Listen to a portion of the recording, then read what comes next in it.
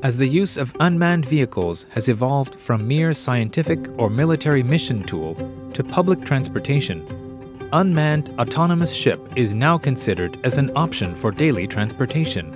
This intelligent control system for autonomous ship will calculate the commands for the propulsion system of the test ship according to the pre-programmed navigation route, speed, and heading. The self-navigation is then achieved as the boat sails by path tracking under a given speed and course.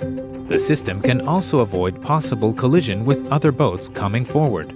Using the computer system to replace the personnel on ship maneuvering can reduce the workload of the seafarers while enhancing the safety of navigation. At a time when the smart ship industry is still in its infancy, to develop intelligent autonomous ship for commercial use will not only create new types of marine business model, but can also upgrade the relatively conventional domestic ship industry.